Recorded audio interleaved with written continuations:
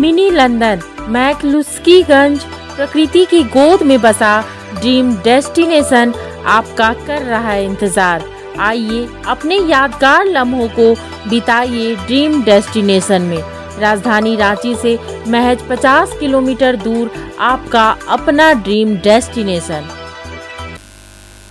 BJP के प्रदेश अध्यक्ष बाबूलाल मरांडी ने कहा है कि मुख्यमंत्री हेमंत सोरेन को जब तक होटवार जेल बीजेपी के कार्यकर्ता नहीं भेजेंगे तब तक चैन से नहीं बैठेंगे। मुख्यमंत्री हेमंत सोरेन यदि भ्रष्टाचार नहीं किए हैं तो आखिर क्यों भागते फिर रहे हैं। वहीं झामुमो ने बाबूलाल मरांडी पर आपराधिक मुकदमा दर्ज कराने की बात कही है। इसके साथ ही बाबूलाल मरांडी के मानसिक इलाज के लिए झामुमो खर्च करेगी। कैसे भरोसा करेंगे नौजवान, क्या भरोसा करेंगे जिस राज्य के जो मुख्यमंत्री ईडी से डर के मारे भागते फिरे, सीबीआई से डर के मारे भागते फिरे, छुप करके दिल्ली से भाग करके रांची आ जाए तो आप समझ सकते हो कि इस राज्य के कहां चला जा रहा है और उससे इस राज्य की जनता को सुरक्षा कैसे मिल सकती है। ये तो लगता है कि अपराधियों के एक गिरोह को इन्होंने खड़ा कर रखा है। भारतीय जनता पार्टी चाहे वो कितनों गीला बना ले, भारतीय जनता पार्टी इसको छोड़ेगी नहीं। हम सब लोग इसको आंदोलन करके और उसकी जहां असली जगह है वहां पहुंचा करके हम सब लोग विश्राम करेंगे। क्या पता कि ये भागेंगे। और मैं तो बार बार कहता हूं ये भागते भागते इनको एक दिन होटवार तो जाना ही पड़ेगा।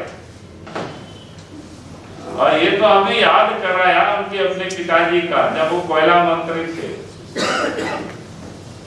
पार्लियामेंट में बैठे हुए थे और वहां पर किसी एमपी ने अखबार में जो छापा था पत्रिका में, उस पत्रिका को उन्होंने लहरा दिया। प्रधानमंत्री वहीं बैठे हुए थे जो पीछे से उठ करके वहां से भागे और कई दिनों तक भागे रहे, आप सब लोगों को पता है। लेकिन उसके बाद अंत में क्या हुआ, उसकी अंत की परिणति वो भी आप सब लोगों को पता है। उस समय कोई बीजेपी की सरकार नहीं थी, उस समय कोई क्या बोलते मोदी जी नहीं थी और अमित शाह जी भी नहीं थे। उस समय तो मनमोहन सिंह के गवर्नमेंट में ये खुद मंत्री थे और वहां से भाग करके और बाद में मनमोहन सिंह बेचारे इधर उधर घुसे गए, कहाँ है खोज रहे हैं एकदम फरार। और फिर बाद में उनको जाना ही पड़ा, क्या बोलते उसको, ससुराल कहिए या जाना ही पड़ा। तो मैं 76वें पुण्यतिथि पर उनको नमन करते हुए हम इस बात को कहते हैं कि बापू हम शर्मिंदा हैं, तेरे कातिल जिंदा है।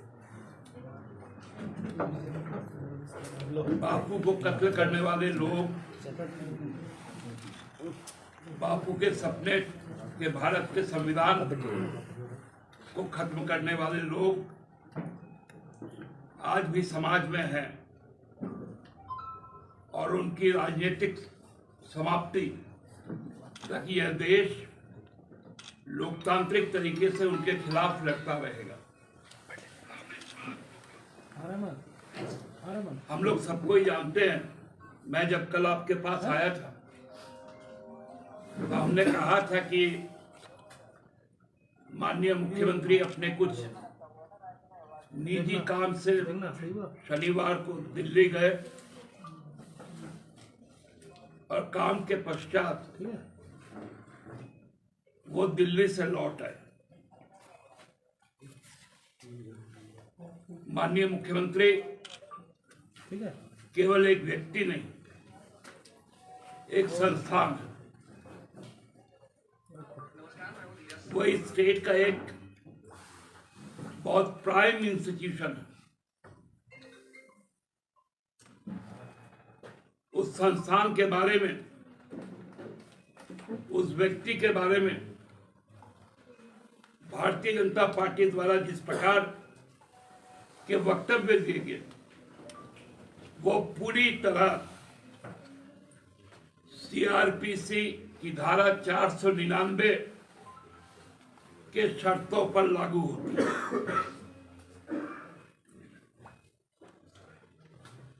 सीआरपीसी 499 जिसमें मानहानि की बात की गई, वो एक संयुक्त अक्षर है, मान और हानि। मान मतलब सम्मान, हानि मतलब उस सम्मान के प्रति अपशब्द कहना, अपमान करना।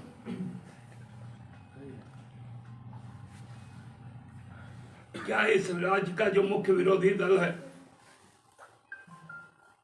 उनके अध्यक्ष और उनके सांसद जिस प्रकार का भाषा बोलते हैं, उन पर बहुत जल्द हम लोग आपराधिक मुकदमा करें। सीआरपीसी की धारा 499 में ट्वीट करके वो फोटो छापते हैं, लिखते 11,000 रुपए का इनाम। निष्ठा की पराकाष्ठा है बाबूलाल जी का।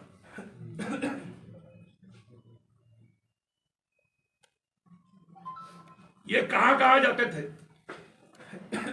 कभी किसी को बुलाया इन्होंने? कहां लापता हो गया? भाषा भी नहीं मालूम आपको।